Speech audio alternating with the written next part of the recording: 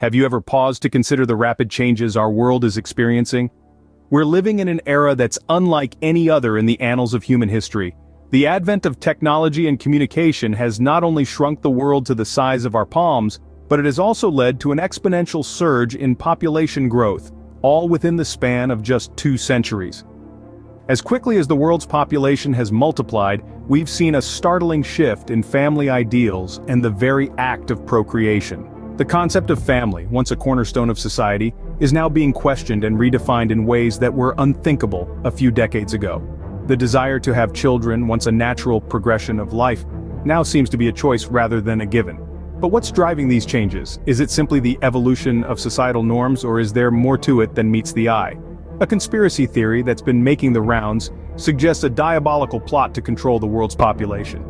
The theory posits that there's a covert plan in place to reduce the global population, making it easier to control. This theory gained traction in 2020 and continues to shape our perception of life and its significance even today. It's a theory that's as chilling as it is intriguing. The idea that our choices are not our own but rather manipulated by unseen forces is a concept that's hard to swallow. It suggests that our individualistic lifestyle, our focus on personal achievements and status, and even our financial struggles, are all orchestrated to discourage us from starting families and having children. So, are our lives being guided by an invisible hand? Are our societal shifts a result of natural evolution? Or are they part of a grander, more sinister plan? Is the conspiracy theory about population control just a wild speculation, or does it hold a grain of truth? Is it a coincidence or a meticulously crafted plan? Let's dive deeper. The year 2020, a year that stopped the world in its tracks. It was a year that changed everything. The global pandemic had an impact on every facet of our lives. People were confined to their homes, isolated and uncertain of what the future held. It was during this time that many chose to start families, to have children, and to live with their partners in a shared experience of uncertainty and hope. But as the world began to reopen, a shift occurred. People returned to their individualistic lifestyles, focusing again on personal achievements and status. The family unit, once a beacon of comfort during the uncertain times, began to fragment. At the same time, governments around the world issued stimulus checks to their citizens, a lifeline during a time of economic instability. While this aid was necessary, it also had an unintended consequence. Prices began to rise, inflation set in, and the cost of living increased. The free money wasn't so free after all. People found themselves working harder, longer hours to pay the bills. It was as though we were living out the prophecy from Genesis 3, being forced to toil and endure labor pains, both physically and spiritually. So, in these trying times, we must ask ourselves, are we being pushed to work harder and endure more? Is this shift in family ideals and the act of procreation part of a larger plan? The conspiracy theories around population control suggest this might be the case. They argue that the desire not to have children, the shift toward individualism, and the economic pressures could all be part of a diabolical plan to control the world's population. But we must remember, as we navigate through these uncertain times, that the author of life is not the government, but God. Despite the trials and tribulations, we must hold on to our faith, our principles, and our family values. In these trying times, are we being pushed to work harder and endure more? Only time will tell, but one thing is certain: the year 2020 has changed everything. Genesis 3 speaks of labor pains, both physical and spiritual. Are we experiencing this now? In this biblical chapter, we see a divine decree, a prophecy of sorts that humanity would toil and suffer in their work and in their lives.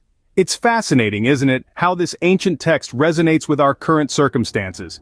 We are indeed laboring harder than ever, caught in a whirlwind of technological advancement and societal pressures. But there's another aspect to consider: the conspiracy theories revolving around depopulation, theories that suggest a nefarious plan to reduce the world's population for better control. Some even believe that this is a government operation that began in the year 2020.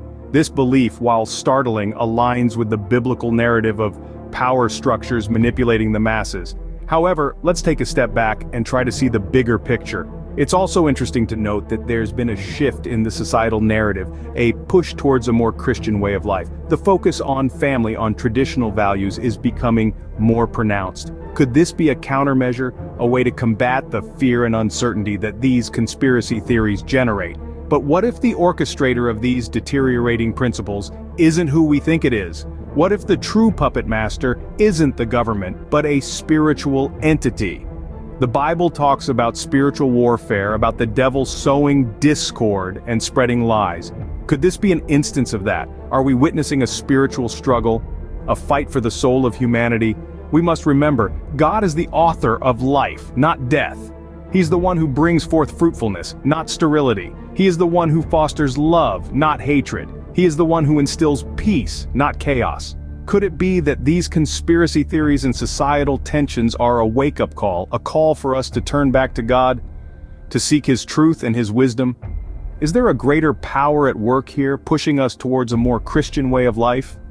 It's a question worth pondering, a perspective worth considering as we navigate through these tumultuous times. In the midst of all this, we are witnessing a sexual identity crisis and increasing tension in relationships. It seems that there is a growing divide between men and women, a tension that has seeped into the very fabric of our society.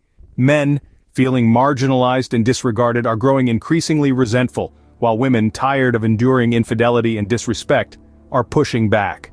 Amidst this turmoil, controversial topics such as abortion and sex change have taken center stage.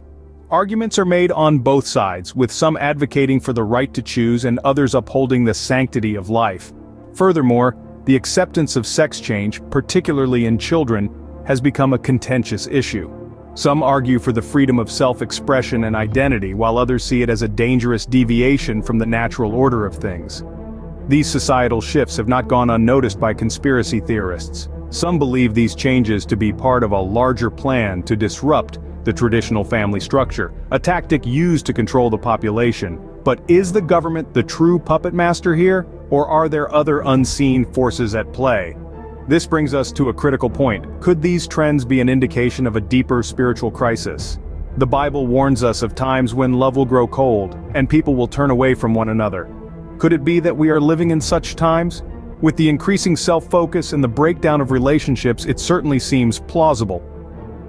But let's not forget, the Bible also tells us that God is the author of life, not death. If we are indeed witnessing an identity crisis and a breakdown of relationships, could this be a sign of the devil's influence? Is he trying to disrupt the natural order, to prevent the propagation of life, to halt the growth of God's army? It's a disturbing thought, but one that we cannot ignore. We must stay vigilant, question the world around us, and seek the truth. After all, the devil is known to be the master of deception, and his greatest trick is making us believe he doesn't exist. Are these signs of the devil's reign on our loving relations, as the Bible warned? In these complex times, could the solution be as simple as focusing on the Lord? Indeed, the current era is fraught with challenges and complexities that have led many to question traditional principles and values. Yet, amidst this bedlam, we find a beacon of tranquility in the call to chastity as expressed by Paul in Corinthians. Chastity, often misunderstood, is a virtue that goes beyond sexual abstinence. It's about purity of mind, heart, and spirit.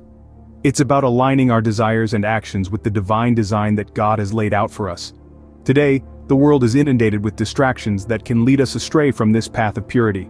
The pursuit of worldly desires, the relentless chase for materialistic gains, the obsession with self-image, all these divert our attention from our spiritual journey. As we grapple with these distractions, a sinister theory rears its head. Could it be that the devil himself is orchestrating the erosion of these principles? A chilling thought indeed. The book of Corinthians warns us of such deceptions, urging us to remain steadfast in our faith and resist these temptations.